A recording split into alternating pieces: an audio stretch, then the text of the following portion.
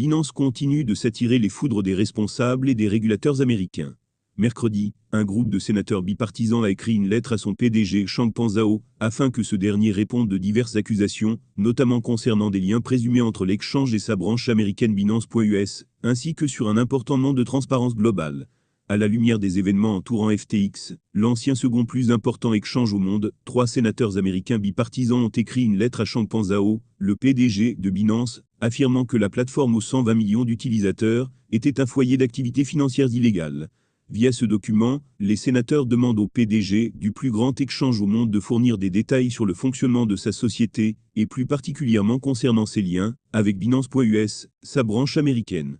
Les deux entités, présentées comme totalement autonomes et distinctes, entretiendraient en réalité des liens de connivence.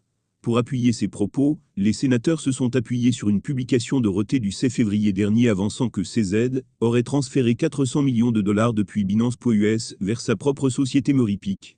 Selon cette même publication, les employés au sein de Binance.us n'auraient eux-mêmes eu que peu d'informations sur la nature et le but de ces mouvements de fonds.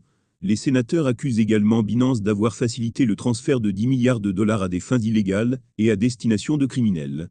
Les tentatives claires de vos sociétés de se soustraire à l'application des lois contre le blanchiment d'argent, des lois sur les valeurs mobilières, des exigences de déclaration des informations et d'autres réglementations financières, jettent un doute sérieux sur la stabilité et la légitimité de Binance et de ses entités liées, mais également sur votre engagement envers vos clients.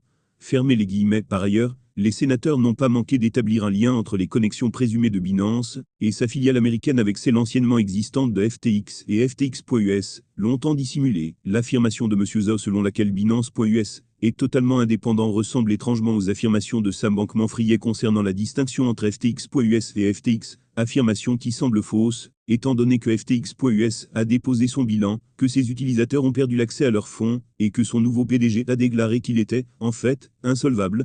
Fermez les guillemets. Ils accusent également le PDG de Binance d'avoir permis aux résidents américains d'utiliser la plateforme classique, et non pas celle réglementée aux États-Unis, basée sur une législation particulière. Avec ce stratagème en place, et à la recherche de profit, Binance a intentionnellement permis aux utilisateurs basés aux États-Unis d'accéder illégalement à des produits non réglementés, et de les négocier sur l'exchange principal Binance, NDLR. Fermez les guillemets. Enfin, selon le document, les sénateurs avancent que contrairement à ce que Changpeng Zhao affirme, c'est-à-dire que Binance serait un échange de crypto-monnaies totalement transparent, ce dernier serait en fait une boîte noire, qui ne révélerait pas publiquement un grand nombre d'informations cruciales telles que le poids du BNB dans ses réserves financières, au même titre que le token FTT pour FTX.